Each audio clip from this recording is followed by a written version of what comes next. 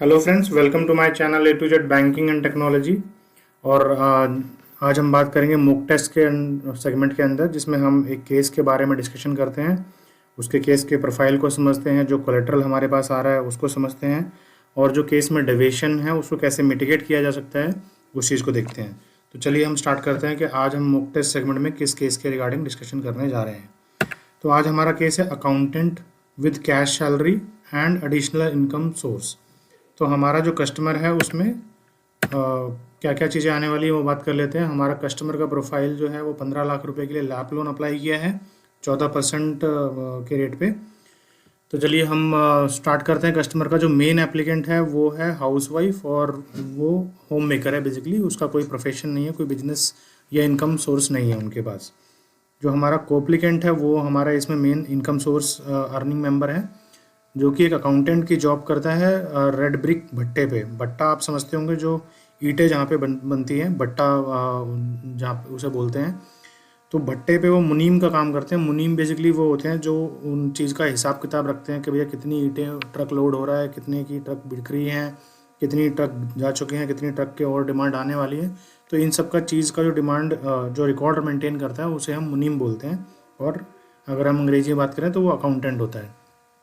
तो उनकी काफ़ी इनकम ऐसी होती हैं जो कि अनअकाउंटेड इनकम भी होती हैं, जिसमें जो ऑनर दे रहा होता है उसके अलावा भी कुछ ऊपर की इनकम होती है।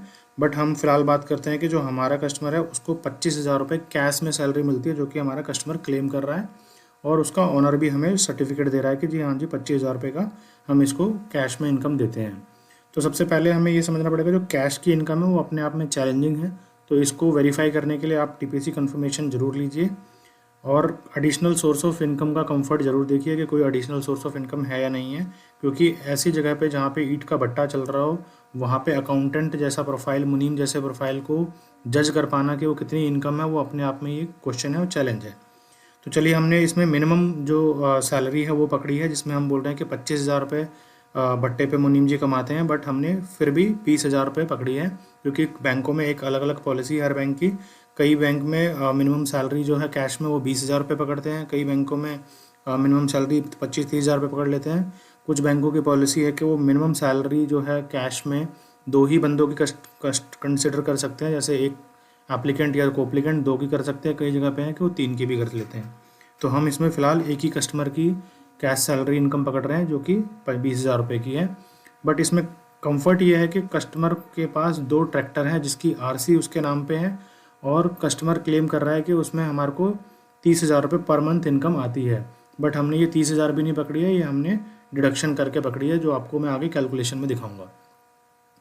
तो चलिए हम बात कर लेते हैं। टोटल जो हमारे कस्टमर की इनकम है वो 80,000 रुपये की हमने बिजनेस इनकम पकड़ी है, जो कि एक सैलरी इनकम है। और 2 ट्रैक्टरों से 30,000 रुपये, 80,000 रुपये पकड़ी है। बट इसको हमने एवरेज करके 60,000 रुपये पकड़ा है, जो मैं आपको अभी आगे कैलकुलेशन में शो करूँगा कैसे हमने कंसिडर किया है। अब हम बात कर लेते हैं कस्टमर के लिविंग स्टैंडर्ड की। तो कस्टमर का जो लिविंग स्टैंडर्ड है वो एवरेज लिविंग स्टैंडर्ड है, जिसके हाउस होल्ड एक्सपेंसेस अप्रोक्स 20,000 रुपये पर मंथ है, जो कि हमारा डेली रूटीन की जो लाइफस्टाइल मेंटेन करने के लिए खर्च होते हैं। तो चलिए अब हम बात कर लेते हैं कि हमने इसकी कैलकुलेशन कैसे की। बिकॉज इसी के बाद हम समझ सकते हैं कि कस्टमर को कितने लोन अमाउंट के लिए कस्टमर एलिजिबल होगा। तो चलिए हम एक्सेल पे चलते हैं, जहाँ पे हम ये बोल रहे हैं कि कस्टमर को जो सैलरी है वो हमने 20,000 रुपये यहाँ से पकड़ ली कि जी 20,000 रुपये की इसकी सैलरी इनकम है। देन हमने इसमें पकड़ी कि आपका जो अदर इनकम है 30,000 रुपये की, तो 60,000 रुपये हमारे ट्रैक्टर की इनकम आ गई। तो हमारा ग्रॉस जो टोटल इनकम आ गया वो 80,000 रुपये कस्टमर जो है अर्न कर लेता है ट्रैक्टर और अपने अकाउंटिंग जॉब से। अब हम इसमें कॉस्टिंग हटा लेते हैं। कॉस्टिंग हम ये मान के चल रहे हैं कि जी ट्रैक्टर की जो मेंटेनेंस कॉस्ट है वो 5,000 रुपये की है। जो लेबर उसने रखी हुई है ट्रैक्टर चलाने के लिए सैलरी दे रहा है वो अप्रोक्स 10,000 रुपये है। इलेक्ट्रिसिटी वगैरह मिला के कुछ 5,000 रुपये खर्च हो रहा है। और टोटल हमारा जो खर्चा है वो 20,000 रुपये का खर्चा है 80,000 रुपये की इनकम पे, जिसको हमने 60,000 रुपये मंथली इनकम, उसका मंथली प्रॉफिट समझ लिया कि 60,000 रुपये आ रहा है सैलरी और ट्रैक्टर की इनकम मिला के। अब कस्टमर के ऑलरेडी लोन भी चलते हो सकते हैं, तो हमने ये अज्यूम किया कि भाई कस्टमर के 20,000 रुपये के लोन भी चल रहे हैं। तो हमने जब 20,000 रुपये की ईएमआई घटाई तो कस्टमर की जो मंथली जो डिस कैश फ्लो अवेलेबल है फॉर हमारे ईएमआई के लिए, वो 40,000 रुपये हमारे पास अवेलेबल कैश फ्लो बच गया कि 40,000 रुपये पे हम इसको ईएमआई दे सकते हैं। बट हमारी पॉलिसी क्या बोलती है कि उस पर फोआर भी एप्लीकेबल होता है। तो जैसा कि कैश सैलरी है तो हम इसको लोअर साइड फोआर पे 50% फोआर पे रिस्ट्रिक्ट कर देते हैं। तो इसका मतलब ये है कि कस्टमर के पास 40,000 रुपये सेपरेट कैश फ्लो पड़ा हुआ था जिस पे हम उसको ईएमआई दे सकते थे, तो अभी हम उसको 20,000 रुपये तक की EMI as per applicable for 50% दे सकते हैं। कई केसेस में आप डेविएशन भी ले सकते हैं क्योंकि इसमें आपको एडिशनल सोर्स ऑफ इनकम भी है, तो आप इसको 60% तक भी जा सकते हैं। बट इस एग्जांपल में हम 50% पे ही जाते हैं क्योंकि जो भट्टे की इनकम है, भट्टे पे जो जॉब कर रहा है वो अपने आप में ही एक नेगेटिव क्वेश्चन प्रोफाइल होता है, तो इसलिए हम उसको 50% फोआर से ज़्यादा नहीं जाना चाहते।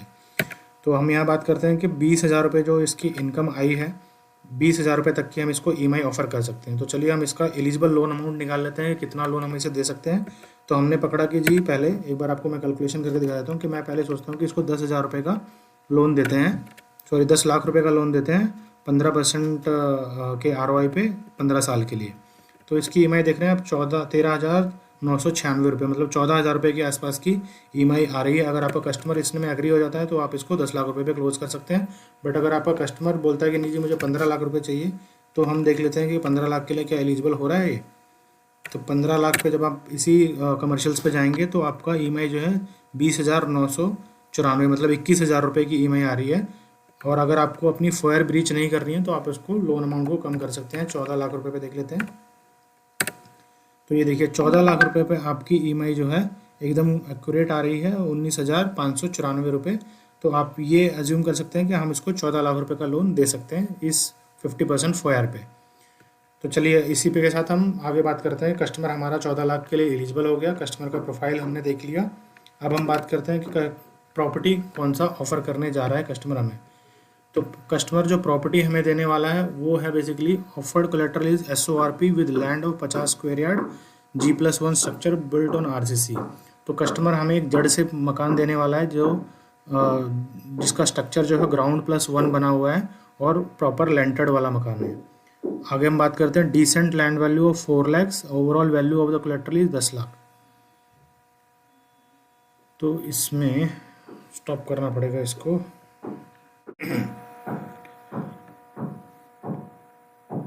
तो चलिए अब हम बात कर लेते हैं कि ऑफर्ड कोलेटरल हमारे पास क्या आने वाला है।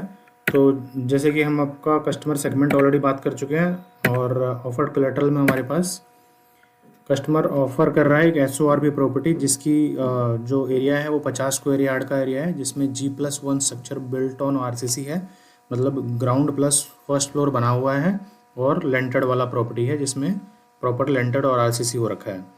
अब इसमें हम बात कर लेते हैं लैंड वैल्यू की। तो लैंड वैल्यू इस प्रॉपर्टी की जो 14 लाख रुपए की आ रही है और आपका जो ओवरऑल वैल्यू है लैंड प्लस कंस्ट्रक्शन मिला के वो 30 लाख रुपए की वैल्यू है। और कस्टमर जो है हमसे 14 लाख रुपए का लोन मांग रहा है। तो हम अगर इस पर कैलकुलेशन करते हैं कि हमारी LTV क्या बैठ रही है, तो आप जैसे देख सकते हैं कि 14 लाख रुपए को हम 30 लाख रुपए से डिवाइड कर देते हैं जो कि उसकी ओवरऑल मार्केट वैल्यू है। तो हमारी LTV 46.66 आ रही है। तो 46.66 हमारी LTV आ रही है। और इसमें हम ये कह रहे हैं कि ई मीटर इंस्टॉल नहीं है एट साइट पे क्योंकि वो अभी अंडर डेवलप्ड एरिया है जहाँ पे जो इलेक्ट्रिसिटी डिपार्टमेंट है वो वहाँ पे उसने भी अप्लाई नहीं किया है या फिर वहाँ पे ई मीटर अभी आया नहीं, इलेक्ट्रिसिटी आई नहीं है। और हम बात कर रहे हैं कि जहाँ पे प्लॉट का जो एरिया है वो भी मिसमैच है, मतलब एरिया नहीं सॉरी उसकी जो बाउंड्रीज है वो मिसमैच है दो साइड की। और स्टेज ऑफ कंस्ट्रक्शन जो है प्रॉपर्टी की वो 100% कंप्लीट है, इसलिए हम उसे लैप ऑफर कर रहे हैं। जो अदर बेसिक अम्यूनिटीज़ हैं जैसे रोड है, हॉस्पिटल है, स्कूल है और मेडिसिन हैं वो सारी अवेलेबल है वहाँ पर, और ट्रांसपोर्ट है वो अवेलेबल है। तो चलिए हमने प्रॉपर्टी देख ली। अब हम देखते हैं केस में चैलेंजेस क्या हैं। सबसे पहला चैलेंज इसमें यही है कि जो कस्टमर का प्रोफाइल है वो ट्रैक्टर प्रोफाइल और उसका जो भट्टे पे काम करना, ये दोनों ही नेगेटिव प्रोफाइल में कंसिडर होता है। तो इसलिए हम उसको नेगेटिव प्रोफाइल का सबसे पहला डेविएशन है। तो इसको हम ऐसे वेरीफाई करेंगे कि कस्टमर जो सैलरीड भी है और सेल्फ एम्प्लॉयड भी है और कस्टमर के पास दो जो ट्रैक्टर हैं उसकी RC कस्टमर के नाम पे हैं, तो एडिशनल सोर्स ऑफ इनकम होने की वजह से हमें इसमें कंफर्ट है। सेकेंडली हम इसका टीपीसी जो हमने थर्ड पार्टी कंफर्मेशन किया है वो पॉजिटिव है नेबर से, सिविल में कोई इशू नहीं है, मतलब कस्टमर का कोई पीछे कोई बैड बिहेवियर बैड हिस्ट्री नहीं रही है। तो सेकंड हमारा जो इसमें चैलेंज है वो ये है कि जो दो साइड की boundary of the property mismatch है उस चीज़ के लिए हम ये बोल रहे हैं कि रोड साइड की बाउंड्री जो है वो हमारी मैच है और SORP प्रॉपर्टी है, तो इससे हमारा ये बाउंड्री मिसमैच को हम मिटिगेट कर सकते हैं। सेकेंडली हम बोल रहे हैं कि property identification by plot number is challenge at site. तो देखिए ऐसा होता है जो अफोर्डेबल सेगमेंट के जो प्रोफाइल्स आते हैं उसमें एट द साइट कभी भी हाउस नंबर मेंशन जल्दी नहीं मिलता है, तो ये हमेशा ओवरऑल हर केस में डिविएशन रहती है। तो इसको हम ऐसे मिटिगेट कर सकते हैं कि जो प्रॉपर्टी है उसकी दो साइड की बाउंड्री और रोड साइड की बाउंड्री मैच हो रही है। दूसरा जो हमारा प्रॉपर्टी MCD लिमिट में फॉल करता है, जिसमें हाउस टैक्स कस्टमर ने अप्लाई कर दिया है, कल जल्दी ही उसको हाउस टैक्स भी मिल जाएगा। सेकेंडली उसका जो अदर यूटिलिटी बिल है जिसमें गैस रिसीट हो सकती है, आपका बैंक अकाउंट का स्टेटमेंट हो सकता है, या फिर अदर जो यूटिलिटीज़ हैं electricity, house, gas, water bill, तो उससे आप उसको आइडेंटिफाई कर सकते हैं। अगर आपका जैसे इस केस में इलेक्ट्रिसिटी मीटर जो है वो लगा हुआ नहीं है प्रॉपर्टी पे, तो उससे एक थोड़ा सा चैलेंज हो सकता है। इलेक्ट्रिसिटी मीटर जो है वो प्रॉपर्टी को आइडेंटिफाई करने में काफ़ी हेल्प देता है। तो चलिए हमने इसमें डेविएशन भी देख ली केस में और उसको मिटिगेट भी कर दिया। तो होपफुली आपको ये केस समझ में आया हो और आप डिसीजन देना है कि अब इस केस को हम कैसे कर सकते हैं, हमें इस केस को करना चाहिए या नहीं करना चाहिए, वो आप मेरे को कमेंट में बताइएगा क्योंकि आपको इस पर क्या लगता है, कितना इसको केस को करना चाहिए, डिसीजन कितना लेना चाहिए। Okay guys, thank you so much.